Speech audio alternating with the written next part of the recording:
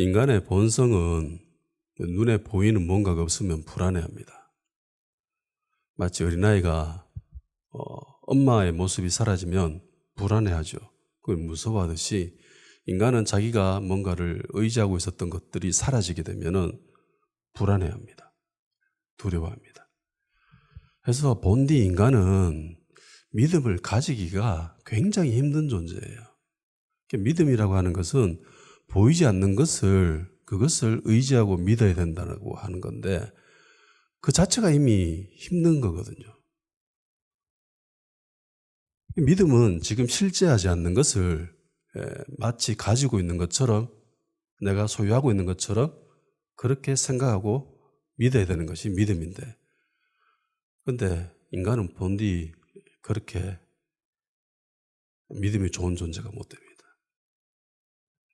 출애굽한 이스라엘 백성들이 모세가 눈앞에 사라지죠. 하나님 만나러 갔습니다.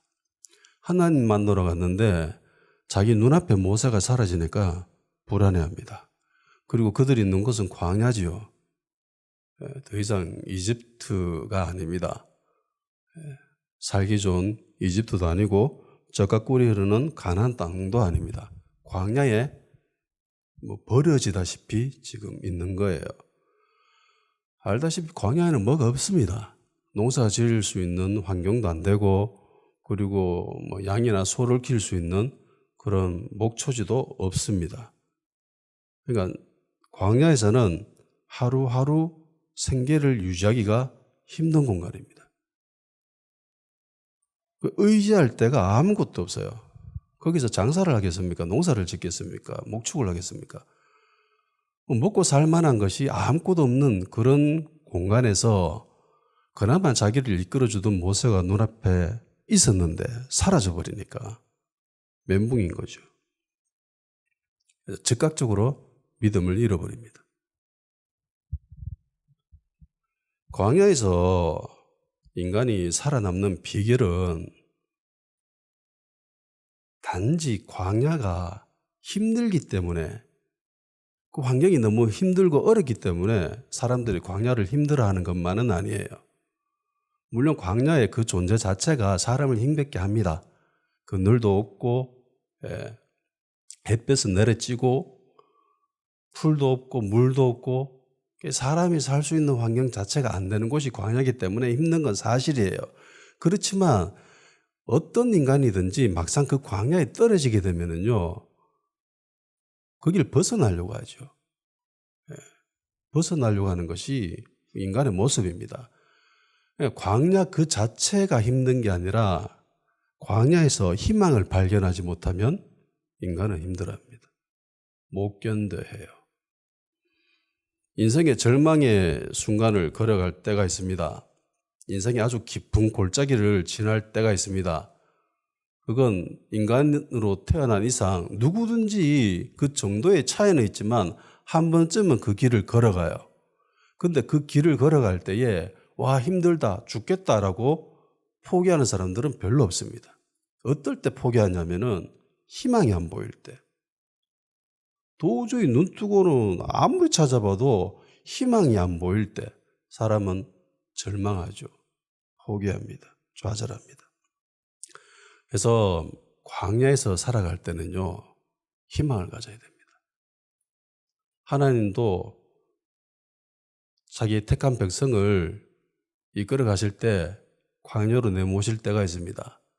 예수님도 광야에 가셨지요? 누구에 의해서 광야에 가셨습니까? 마귀에 이끌려서 광야에 갔어요? 아니죠.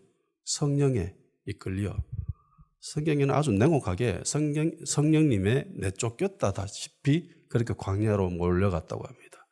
그래서 하나님이 그 사람을 특별히 하나님이 귀하게 쓰임을 받게 하시고자 하는 그런 사람들에게는 반드시 광야로 내모입니다. 야곱이 장자의 직분을 취득하자마자 어떻게 됐죠? 쫓겨나죠. 광야로 갑니다. 그게 하나님의 섭리입니다. 그래서 하나님 왜 나를 광야로 내모십니까? 라고 불평하지 마십시오. 하나님이 그 사람을 통해서 뭔가 아주 위대한 일을, 엄청난 일을 계획하고 있다는 또 다른 증거입니다. 이 광야에서는 가나안 땅을 바라봐야 되거든요. 그래 희망을 가지고 하나님만 의지해야 되거든요. 근데 이들은 노예 근성에 너무 젖어있던 사람들이었기 때문에 그 믿음을 가지지 못했습니다. 그나마 눈에 보이던 모세가 그들의 얄팍한 믿음을 지탱해주고 있었는데 모세가 사라지자마자 순식간에 믿음을 잃어버리죠. 한 개인의 믿음을 정확하게 측정할 수 있는 방법은 내가 의지하고 있고 나에게 힘을 주고 있는 그 무엇이 사라질 때입니다. 그때 비로소 그 사람의 믿음이 정확하게 드러납니다. 교회 신앙생활을 하다 보면은 믿음이 정말 좋은 것처럼 보이는 사람들이 있습니다. 반면에 믿음이 별로 없는 것처럼 보이는 사람들도 있어요. 우리 눈에, 인간의 눈에. 그래서 저분은 왜 저렇게 신앙생활을 하지? 라고 비판하기도 하고 저 사람은 어떻게 저렇게 신앙생활을 잘하는가? 라고 칭찬하기도 합니다. 근데 그 사람이 그 믿음을 유지하고 있는 것을 자세히 엄밀히 한번 따져봐야 됩니다. 각 사람마다 환경이 달라요. 소유하고 있는 것이 다릅니다. 성격이 다르고 품성이 다르고 인성이 다르고 능력이 다 달라요. 그래서 그 사람이 그 사람됨을 유지하는 자존감을 형성하는 자기가 인생을 살아가는데 힘이 되고 있고 의지가 되고 있는 그 강한 무엇이 사라져버릴 때 그게 어떤 사람은요 돈이 될 수도 있고요 어떤 사람은요 그게 지식이 될 수 있고 어떤 사람은 그것이 건강이 될 수 있습니다. 하여튼 간에 그 무엇이 사라져버릴 때 그 사람의 믿음을 보는 거예요. 별 차이 없다. 그러면 그 사람 믿음은 아주 훌륭한 사람인 거죠. 그런데 대부분의 사람들은요 꼬그라집니다. 저 역시 마찬가지예요. 비록 가진 게 없는 것처럼 보이지만은 실제로 없습니다. 그런데 그나마 없음에도 불구하고 내가 의지하려고 하고 내가 믿으려고 하는 아주 별 하찮은 것들이 있어요.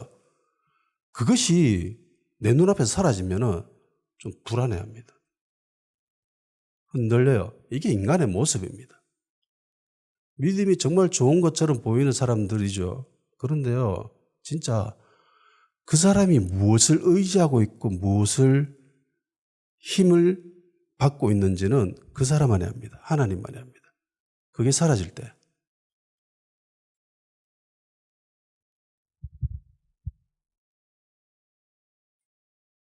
의지하고 있는 것이 교회가 될 수도 있고요.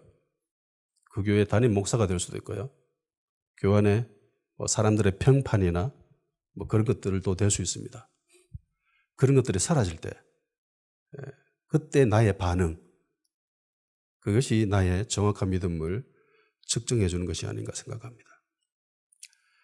이스라엘 백성은 모세가 눈앞에 사라지자 형상을 요구하죠. 뭔가 지내라.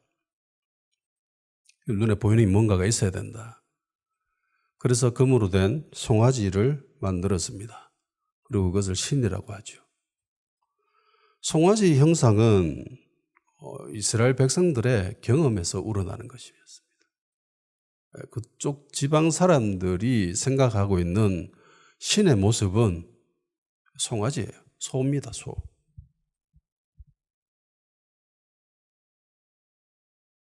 이집트에 살면서 이방인들에 의해서 그들의 생활, 모습, 그들의 종교 생활 그런 것들을 아주 쉽게 접했었겠죠.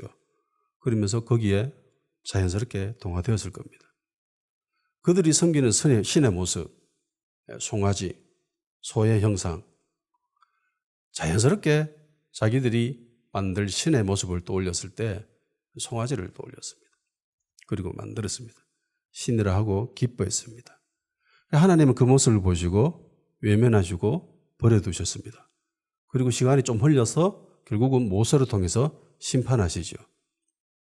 즉각적으로 심판하시지 않고는 첫째 외면하시고 버려두셨습니다. 그 부분에 대해서는 2주 동안 설교를 했습니다.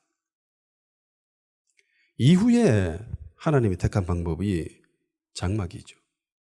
성막입니다. 회막이라고도 하고.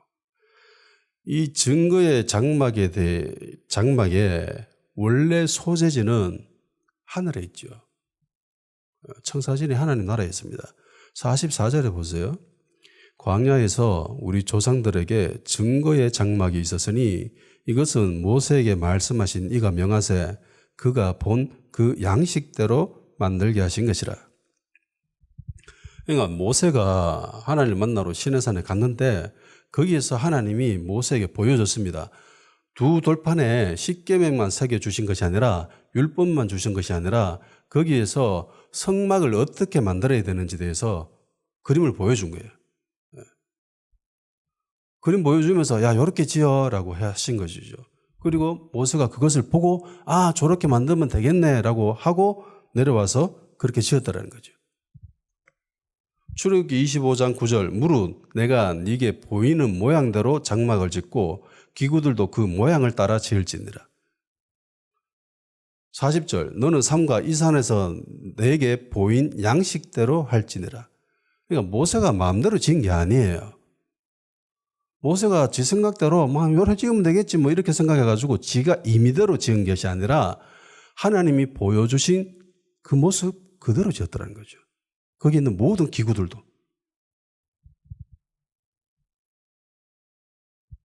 이것이 증거의 장막입니다. 이 장막을 출애굽 때부터 시작해서 다윗 때까지 이어집니다. 그리고 다윗이 마음을 먹고 그리고 그 아들 솔로몬 때가 되어서 드디어 성전이 지어지죠. 장막, 회막, 성전 여기서 하는 일이 뭐죠?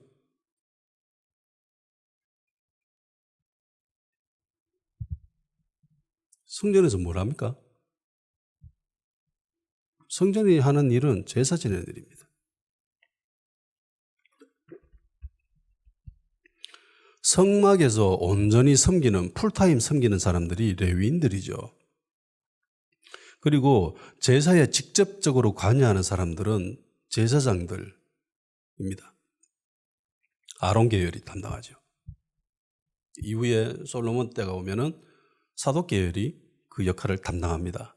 그래서 어떤 사람들은 신약에 나오는 사두개인이라는 사두개파라고 하는 것이 사독 계열에서 유래되었다라고 이야기하는 사람들도 있습니다.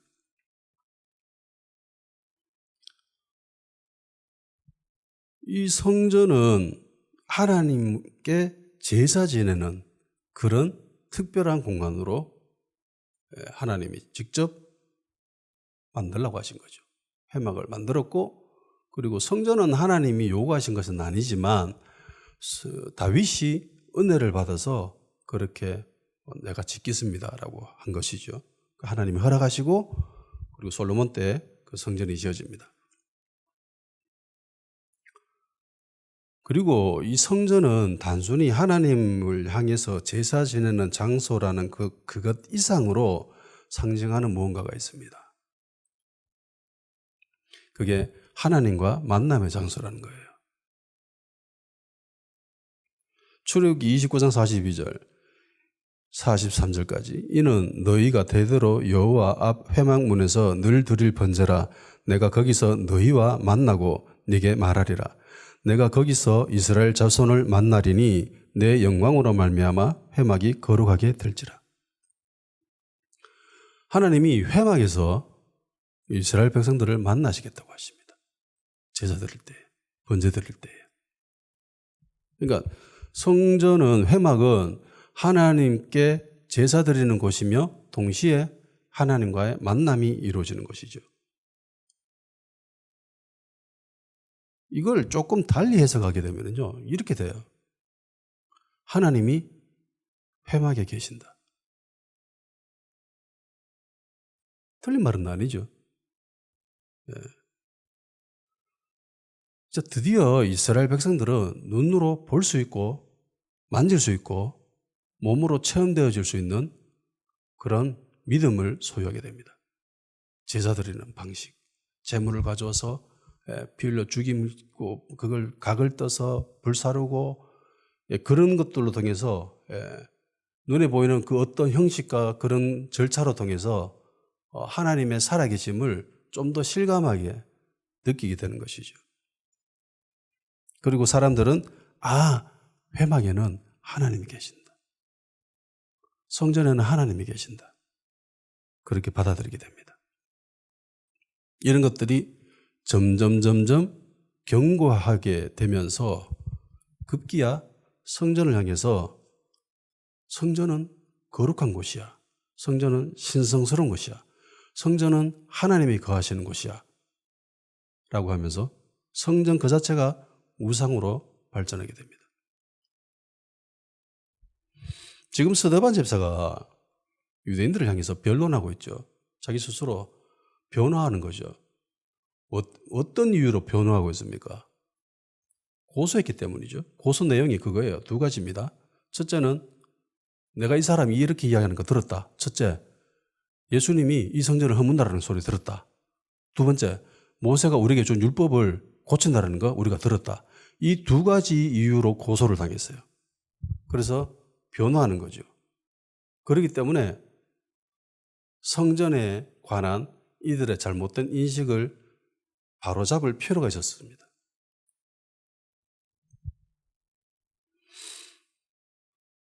너희들이 생각하고 있는 성전에 대한 잘못된 생각들, 그거 고쳐야 된다. 너희들이 생각하는 것과 좀 다르다. 그래서 본문에 보면은 48절 50절까지 읽어봅시다. 시작. 그러나 지극히 높으신 이는 손으로 지은 곳에 계시지 아니하시나니 선지자가 말한 바 주께서 이르시되 하늘은 나의 보좌요 땅은 나의 발등상이니 너희가 나를 위하여 무슨 집을 짓겠으며 나의 안식할 초소가 어디냐 이 모든 것이 다 내 손으로 지은 것이 아니냐 함과 같으니라. 아멘. 이 말씀은 이사야 66장에 나오는 말씀입니다. 이 말씀을 다시 인용하면서 하나님은 성전에 국한되어 계시는 분 아니냐, 하나님은 성전에 거하시는 분이 아니야 라고 이야기하는 것이죠. 이 말의 의미는 이스라엘 백성들이 어떻게 생각한다는 거예요. 하나님은 성전에 계신다. 그런데 하나님은 나 거기 있지 않다 라고 이사야 66장에 말씀하셨고, 그리고 이 말씀을 다시 스데반 집사가 인용하면서 하나님은 여기에 계시는 분이 아니야, 제한적이지 않다라는 거죠. 하나님이 성전에 계시지 않다라는 것은 하나님은 그 어디에도 계신다라는 거예요. 하늘에 계시고, 그죠? 그 어디에도 하나님은 존재하시는 분이라는 거죠. 그런데 사람들은 착각합니다. 우리가 지은 이 성전에 하나님이 계신다. 간혹 사람들이 이렇게 생각하기도 합니다. 다윗이 이스라엘 왕국을 통일하고 그리고 궁궐을 짓습니다. 그리고 자기는 멋진 곳에서 지내죠. 그런데 어느 날 문득 보니까 하나님이 거하시는 초소인 회막이 천막인 거예요. 자기는 돌로 지어 멋진 아름다운 궁궐에 살고 있는데 그 모습이 안타까워서 나 이런 데 좋은 데 사는데 하나님 저런 데 계시면 되겠나? 라고 생각을 해가지고 다윗의 마음이 아주 거시기해서 하나님을 생각해서 지은 것이 성전이다. 하나님도 좀 좋은 곳에 계셔야 되지 않겠나? 라고 해서 하나님을 위해서 지었다라고 생각하는 사람들이 있습니다. 아닙니다. 그렇게 생각해서는 안 돼요. 본문 46절을 한번 보세요. 성전을 왜 지었습니까? 시작.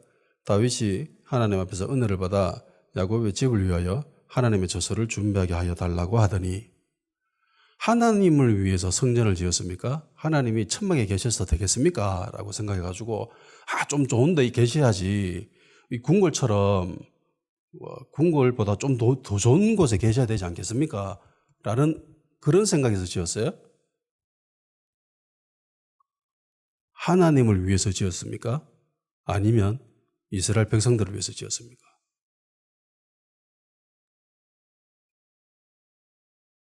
물론 다윗의 마음에는 하나님을 위해서 집을 짓고 싶은 그런 마음도 있었습니다. 그게 없었다는 게 아니에요.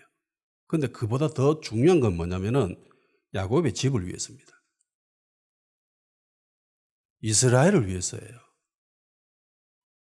하나님의 사람들을 위해서 성전의 필요성이 있었다는 거예요. 생각해 보세요. 회막은 조그만합니다. 근데 성전은 그 규모가 아주 크죠. 수용할 수 있는 사람의 인원이 얼마나 차이가 나겠습니까? 하나님을 위해서요? 아니요. 제사 드리려고 오는 그 사람들을 위해서인 거죠. 그 사람들이 훨씬 편하게 다양한 것들을 누릴 수 있고 그렇게 하기 위해서 성전의 필요성이 있었다는 겁니다. 이스라엘 백성을 위해서 성전을 지어야겠다. 그렇게 다윗이 생각한 겁니다. 그러니까 인간이 하나님을 위해서 뭔가를 할 수 있다고 생각하면서 그 어떤 것을 했을 때 거기에 자긍심을 느끼고 뿌듯하게 여기고 그렇게 하는 자체가 얼마나 하찮은 거예요. 가짜는 거예요. 하나님 보시기에. 하나님이 용인하시기 때문에 그런 거지 실제로 하나님을 위해서 그게 할 수 있는 겁니까? 하나님 이야기하시잖아요. 이 모든 것이 다 내가 지은 건데. 야, 네가 가지고 있는 그 모든 것이 다 내가 준 건데 나한테 11조 1억을 했다고? 네가 그렇게 교회에서 뻗팅길 수 있니? 사람들 앞에서 자랑할 수 있니? 그거 다 내가 네한테 준 건데. 그러니까 말이 안 되는 거잖아요. 근데 사람들은 다르게 생각하거든요. 내가 하나님을 위해서 성전 지었잖아. 내가 하나님을 위해서 교회 건물 안 올렸나? 나 한 2층은 내가 올렸을걸 이러면서. 사람들도 착각하죠. 와, 저 권사님, 저 장로님 선교지에서 교회를 10개나 건축하셨다 이러면서. 하나님을 위해서 했었다 이러면서. 사람으로서는 칭찬할 수 있을 수도 있습니다. 인간이기에. 근데 그 사람은, 그 당사자는 절대로 그렇게 생각해서는 안 돼요. 넘어집니다. 교만이거든요. 하나님 앞에서 자기가 어떤 존재예요? 먼지 같은 존재입니다. 지렁이 같은 존재예요. 그런데 지렁이가 지가 좀 길다고 하나님 자랑합니다. 저 좀 길지요? 저 주름 좀 많지 않나요? 이러면서 꿈틀꿈틀거리고 있어요. 얼마나 가짜는 일이에요.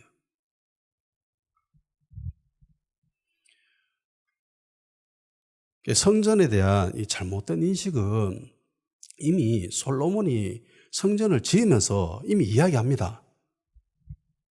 솔로몬이 성전을 지으면서 기도를 한 내용이 있거든요.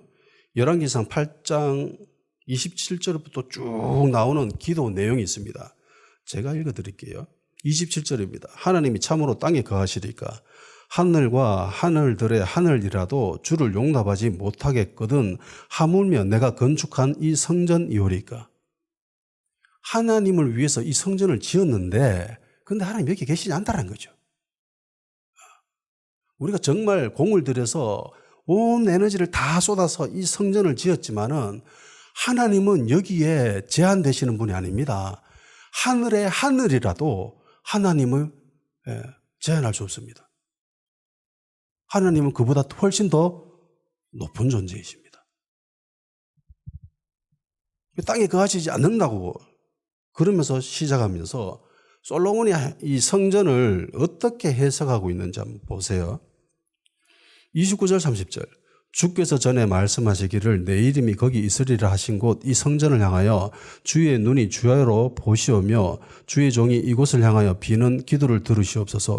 주의 종과 주의 백성 이스라엘이 이곳을 향하여 기도할 때에 주는 그 간구함을 들으시되 주께서 계신 곳 하늘에서 들으시고 들으시사 사하여 주옵소서. 그러니까 사람들이 성전에 와서 기도하면 하나님은 하늘에서 들으시고 응답해 주십시오. 이게 29절 30절 내용입니다. 31절 32절 만일 어떤 사람이 그 이웃에게 범죄함으로 맹세시킴을 받고 그가 와서 이 성전에 있는 주의 제단 앞에서 맹세하거든 주는 하늘에서 들으시고 행하시되 주의 종들을 심판하사 악한 자의 죄를 정하여 그 행위대로 그 머리를 돌리시고 공의로운 자를 의롭다 하사 그의 의로운 대로 갚으시옵소서. 똑같지요? 범죄에서 기도하면 성전에서 하나님 하늘에서 들으시고 응답해 주십시오. 33절 34절 만일 주의 백성 이스라엘이 주께 범죄하여 적국 앞에 패하게 되므로 주께서 돌아와서 주의 이름을 인정하고 이 성전에서 주께서 기도하여 간구하거든 주는 하늘에서 들으시고 주의 백성 이스라엘의 죄를 사하시고 그들의 조상에게 주신 땅으로 돌아오게 하옵소서. 50절까지 계속 이런 패턴입니다. 성전에 와서 주의 백성들이 기도하면은 하나님 하늘에서 들으시고 응답해 주십시오. 패턴이에요. 다 똑같은 패턴입니다. 그러니까 성전이 뭡니까?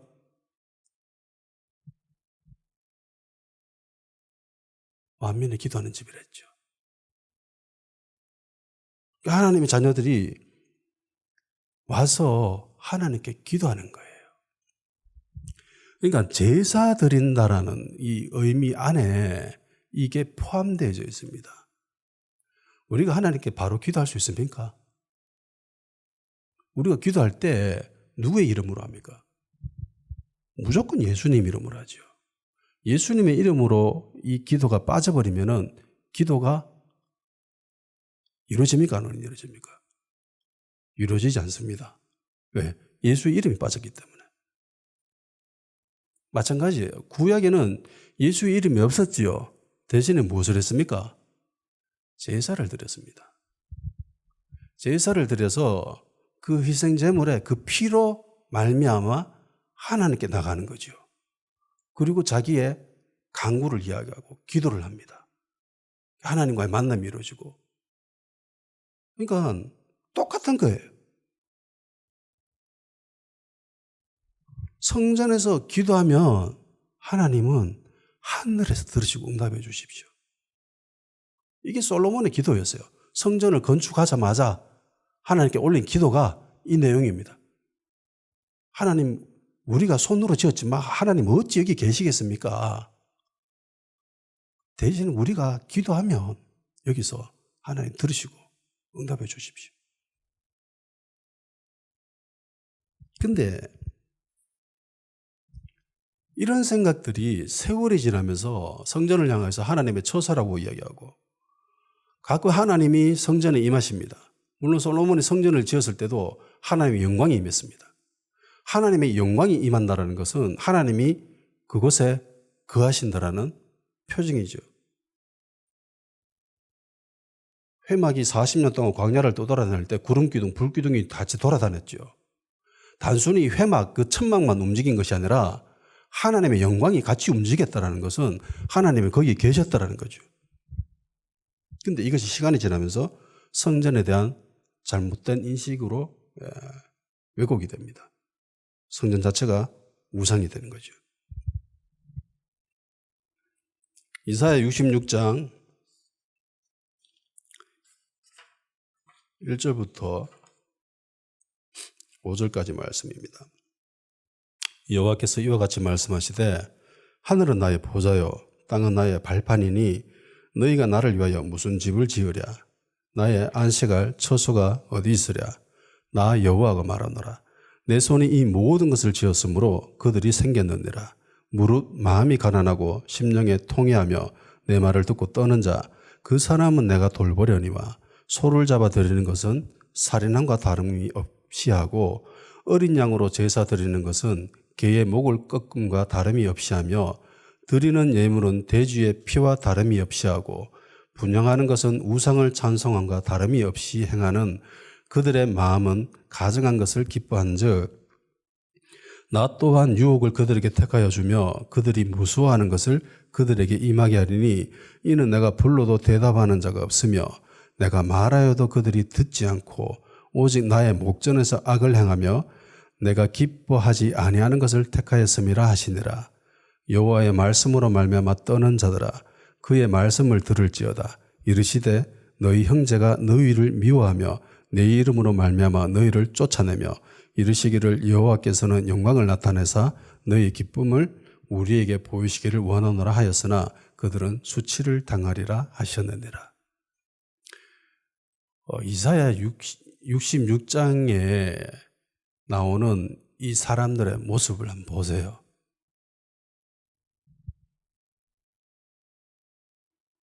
제사를 안 드립니까?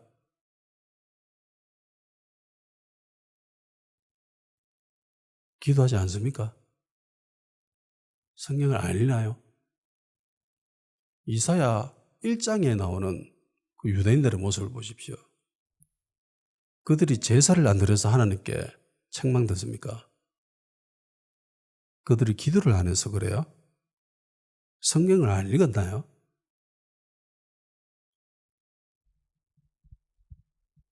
하나님이 66장에서 이렇게 말씀하시는 것은 이들이 성전에 대한 잘못된 인식이 있다는 걸 이야기하는 거죠.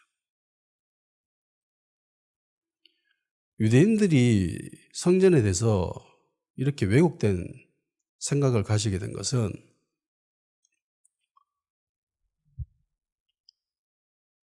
이와 더불어서 나타나는 동일한 증상이 있습니다. 그게 이원론적인 신앙입니다. 하나님은 성전에 계신다라고 생각하는 사람과 하나님은 하늘에 계시며 세상 어디에도 계신다라고 하는 사람들, 이 두 그룹 간에 차이점이 있겠어요? 이 두 그룹에는요, 공통점과 차이점이 있습니다. 공통점이라면 종교적인 모습입니다. 종교적인 모습, 신앙적인 면에서 외형적인 모습을 봤을 때 이 두 그룹에는 차이가 없습니다.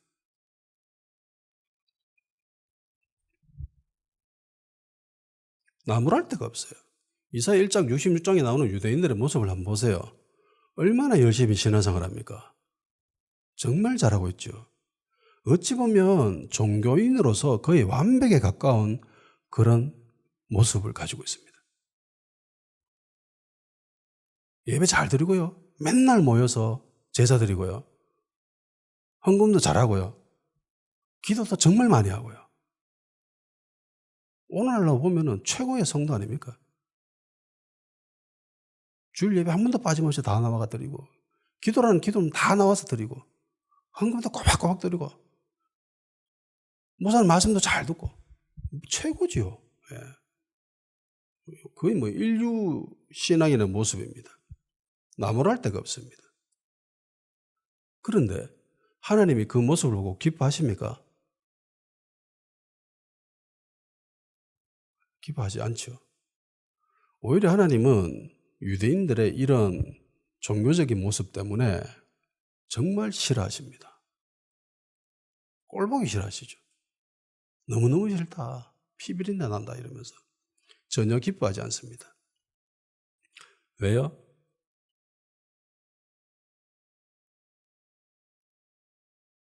교회 안에서는 괜찮은데 교회 밖이 엉망이라고. 두 그룹의 명백한 차이점이 교회 안이 아니라 교회 밖입니다. 성전 밖에서의 모습이 엉망이에요.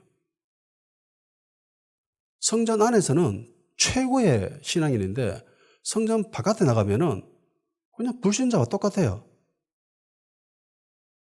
남 속이고 빼앗고 도둑질하고 자기 이익 챙기고 가난한 사람 안 돌보고 고아들 안 돌보고 자기 이익을 위해서만 그렇게 살아가는 모습. 예수님 시대 사두개인들과 서기관 바리새인들을 향해서도 주님은 굉장히 신랄한 비판을 하시죠. 예수님뿐입니까? 세례 요한부터 시작하잖아요. 복음을 시작하면서 세례 요한부터 그 유대인들의 그 종교 지도자들을 향해서 굉장히 신랄하게 비판합니다.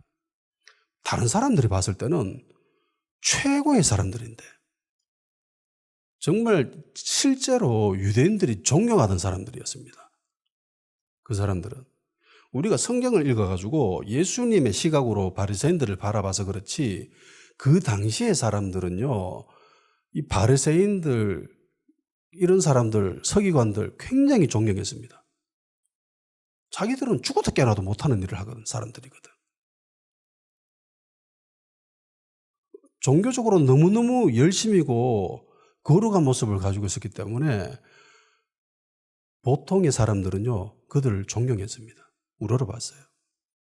근데 그런 사람들을 보고 예수님은 다르게 생각하시죠? 세례요한도 다르게 생각합니다. 마태복음 3장 7절 요한이 많은 바리새인들과 사두개인들이 세례 베풀어 오는 것을 보고 이르되 독사의 자식들아 누가 너희를 가르쳐 임박한 진노를 피하라 하더냐. 독사의 새끼래요. 독사의 새끼. 뱀은 마귀를 상징하잖아요.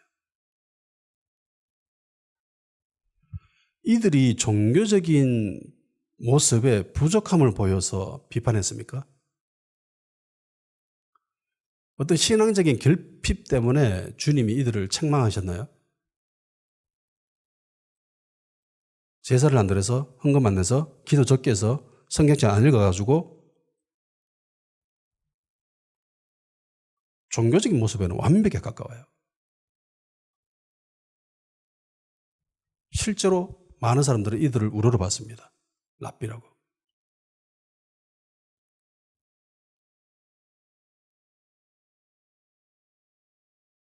근데 이들은 이사야에 나오는 이 유대인들처럼 책망당하죠.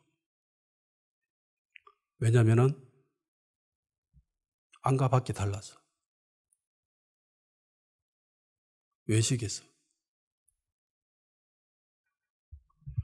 마태복음 23장 23절 화 있을지는 외식하는 서기관과 바리새인들의 너희가 박하와 회양과 근처에 11조는 들이되 율법에 더 중한 바 정의와 긍휼과 믿음은 버렵도다. 그러나 이것도 행하고 저것도 버리지 말아야 할지니라. 종교적 외형적인 그런 것들은 있었지만은 실제로 왜 신앙생활을 하며 왜 하나님을 섬겨야 되는지에 대한 그 근본이 빠져버린 거예요. 너 왜 예수님 믿어? 너 예수님 믿고 이 땅에 왜 살아가?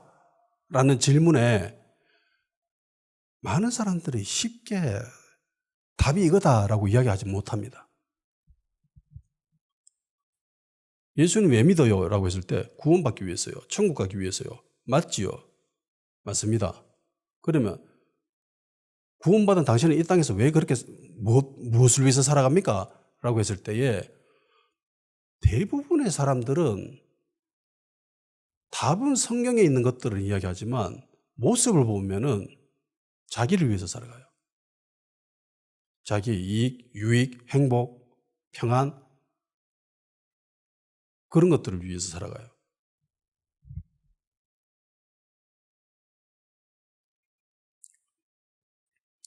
성경에서 쭉 이어지는 아주 중요한 그 중심을 하는 아주 중요한 메시지 중에 하나가 하나님의 자녀는 어떻게 살아야 되는가라는 겁니다.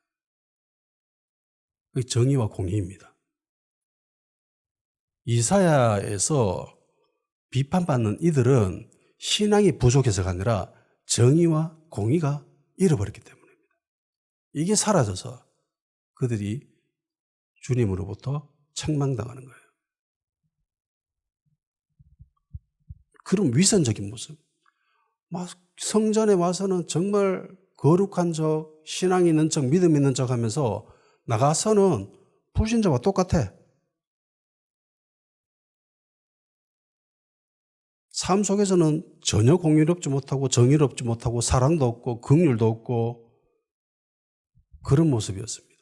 그러니까 책망하신 거예요. 하나님의 자녀들이 거하는 성읍은 정의와 공의로 충만해야 합니다. 이사야 1장 21절 신실하던 성읍이 어찌하여 창기가 되었는고 정의가 거기 충만하였고 공의가 그 가운데 거하였더니 이제는 살인자들 뿐이로다. 이사야 1장에 나오는 그 책망받던 유대인들 신앙이 사라져서가 아니라 그들이 거하는 성읍의 정의와 공의가 사라져서 혼나는 거예요, 지금. 이사야 5장 5절에서 7절 이제 내가 내 포도원에 어떻게 행할지를 너에게 이르리라. 내가 그 울타리를 걷어 먹힘을 당하게 하며 그 담을 헐어 짓밟히게 할 것이요 내가 그것으로 황폐하게 하리니 다시는 가지를 자름이나 북을 돋우지 못하며 찔레와 가시가 날 것이며 내가 또 구름에게 명하여 그 위에 비를 내리지 못하게 하리라 하셨으니 무릇 만군의 여호와의 포도원은 이스라엘의 족속이요 그가 기뻐하는 나무는 유다 사람이라.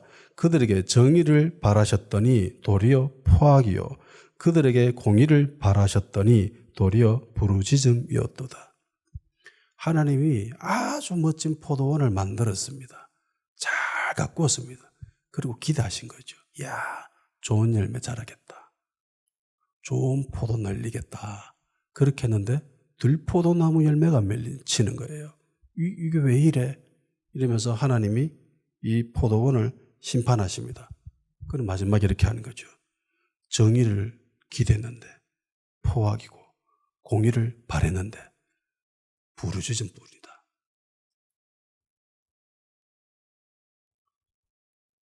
예수님 역시 이 땅에 오셔서 이루실 나라 역시 정의로운 나라, 공의로운 나라입니다.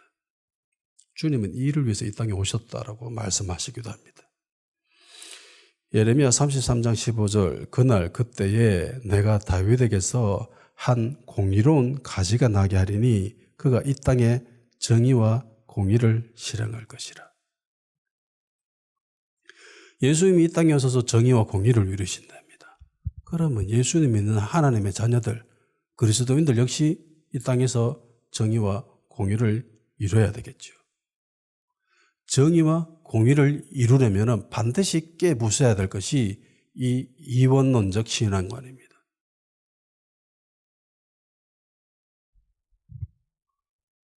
구약의 이스라엘 백성들이 멸망하는 것은요, 정의와 공의가 사라졌습니다. 단순히 우상숭배에서가 아니에요. 계속 이 제사는 드리잖아요, 성전에서. 제사를 안 드려서 멸망한 것은 북이스라엘 정도고 남유다는 끊임없이 제사를 드립니다. 중간에 잠깐 끊어졌지만 계속 제사는 드려요. 그런데 왜 멸망했는가? 정의와 공의가 사라졌어요. 그래서 바벨론에게 멸망당한 겁니다.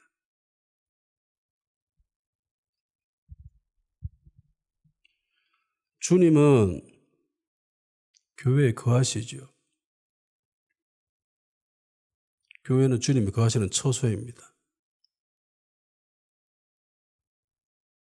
교회에서 성도들은 주님을 만날 수 있습니다. 교회에서 신앙생활 잘해야 되고요. 교회에서 기도해야 되고요. 모이기를 피하지 아니하고 모이기를 쫓아가야 됩니다. 힘써 노력해야 됩니다. 그리고 교회에서 성도와 교제도 해야 되고요. 우리가 보통 신앙생활 잘할 때, 신앙생활 할 때에 듣게 되는 말들입니다. 교회 목사님 말씀 잘 듣고 교회에서 성도들끼리 사랑하고 잘 모이고 교회에서 서로를 위해줘야 된다. 맞는 말이죠. 다 맞는 말입니다. 하지 말라는 게 아니에요. 근데 그것만은 아닙니다.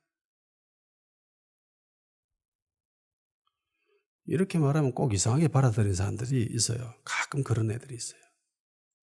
제가 이야기하는 메시지를 딱 들으면서 그러면 교회 안에서 그냥 대충 해도 되겠네? 라고 생각하는 사람들이 있습니다. 예전에 11조에 대해서 이야기하면서 마음으로 드려야 된다. 마음으로 안 드리고 하는 것은 그건 무의미한 거다라고 설교했더니만 아예 11조를 안 하는 청년들이 있더라고요. 제 말의 의미는 그게 아니잖아요. 11조를 드리되 마음에 원하는 대로 진심으로 하나님을 사랑하는 마음으로 그렇게 드려야 된다는 의미인데 마음은 뜻도 고치 생각 안 하고 행위를 안 해버리는 거예요. 위선적이니까. 제 말은 그 말이 아닙니다. 주님으로부터 책망받은 자들이 종교적인 모습 때문에 책망받은 게 아니죠. 제사를 드려서 헌금을 드려서 많이 모여서 기도 많이 해서 책망받은 게 아닙니다. 삶이 무너져서 책망받은 거죠. 교회 안과 밖이 같아야 되는데 외식해서 그렇습니다. 예수님 말씀처럼 이것도 행하고 저것도 행해야 되는데 이것만 했습니다. 이렇게 이해하면 또 이상하게 그러면 외식이 문제니까 안과 밖이 똑같아야 되니까 둘 다 안 하면 되겠네 라고 생각하는 사람들도 있습니다. 실제로 경험해 봤기 때문에. 그럼 둘 다 엉망이면 안 되겠나? 교회 안에서도 제대로 안 하고 교회 밖에서도 제대로 안 하면 똑같지 않냐? 정말 신실하지 않냐? 라고 생각하는 사람들이 있어요. 예. 만일 그렇게 생각한다면요, 안타깝게도 그 사람은 그리스도인이 아닐 확률이 높습니다. 예수님을 향한 어떤 마음도 없죠. 그 마음에 뭐가 있습니까? 100% 자신을 향한 마음밖에 없습니다. 100% 자신을 향한 마음에 충만해져 있는 사람이 그리스도인이라 할 수 있어요? 자기가 예수님 믿는다고 담대하게 이야기할 수 있겠습니까? 쉽지 않아요.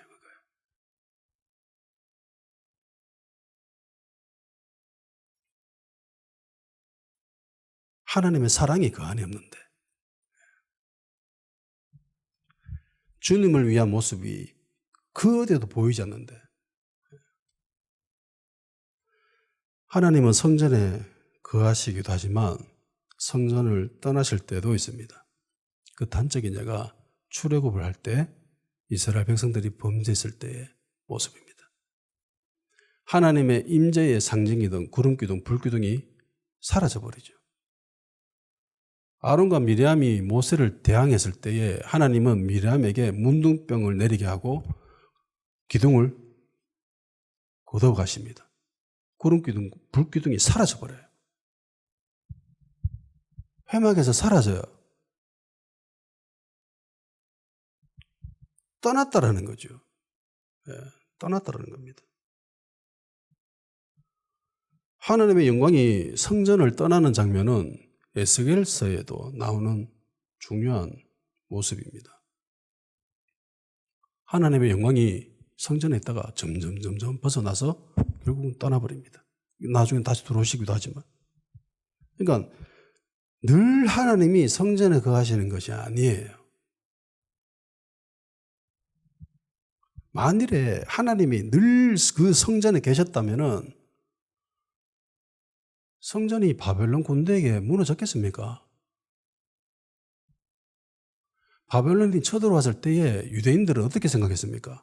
하나님이 성전에 계시니까 우리는 절대로 멸망하지 않는다. 성전은 절대로 무너지지 않는다. 그렇게 믿었지요. 대부분의 이스라엘 백성들은 그렇게 믿었습니다. 그런데 선지자만 홀로 외롭게 외치고 있었죠. 아니다. 무너진다. 너희들 회개해야 된다. 회개하지 않으면 우리 다 무너진다. 그런데도 불구하고 얘네들은 끝까지 믿었죠. 무슨 소리 하노? 하나님이 저기 계시는데, 성전에 계시는데 우리가 어떻게 무너질 수 있노? 우리가 어떻게 멸망하노? 절대로 안 무너진다. 그렇게 믿고 있다가 멸망했습니다. 그리고 로마 군대에서 또다시 처참하게 돌 하나도 안 남기고 다 무너집니다. 하나님이 성전에 계셨다면은 지금 저기 이스라엘 예루살렘에는 하나님의 성전이 지금도 있어야 됩니다. 세상에 그 어떤 것보다 크신 분이 거기 계시는데 누가 무너뜨릴 수 있어요? 그런데 무너졌잖아요. 2번이나. 지금은 흔적도 없습니다. 다만 벽만 조금 남아있어요.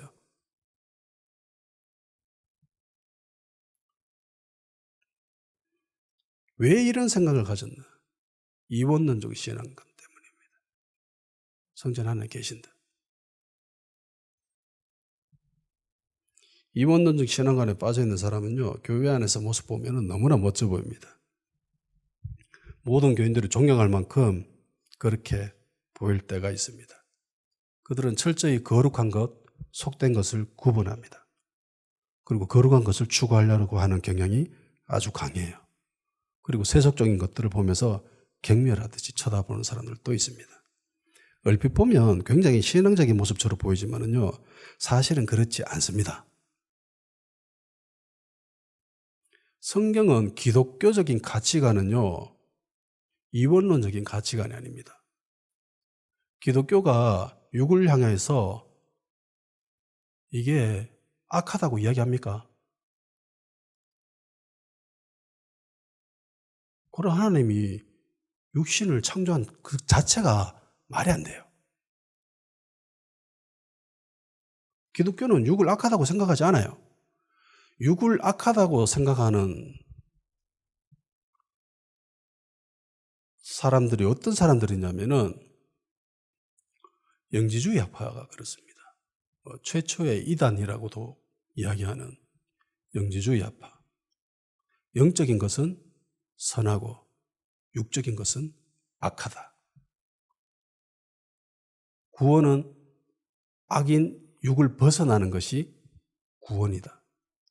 이게 그리스에 있었던 영지주의 학파가 가지고 있었던 생각이에요. 이게 교회 안에 들어옵니다. 초기에. 그래서 최초의 이단이라고 하는 영지주의 학파가 생겨요. 여기에서 많은 사람들이 영향을 받고 지금까지도 많은 그리스도인들이 이런 관념에 젖어 있습니다.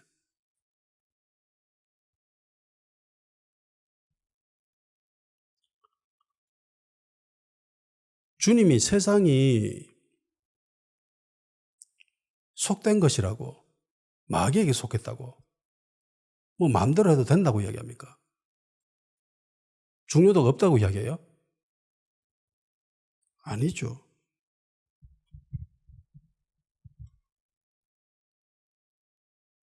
교회 안이나 교회 바깥이나 동일해야 됩니다. 같아야 돼요. 이런 사람들의 모습을 보면은 불신자들의 모습과 비슷합니다. 교회 안에서는 멋져 보이는데 세상 속에서는 불신자와 똑같아 보입니다. 오히려 그들보다 더 냉정한 모습을 가지고 있는 사람들도 많습니다. 나중에 저 사람이 예수 믿는 사람인 줄 알고 깜짝 놀라죠. 와, 저 사람이 예수 믿는 교회 다니는 사람인가?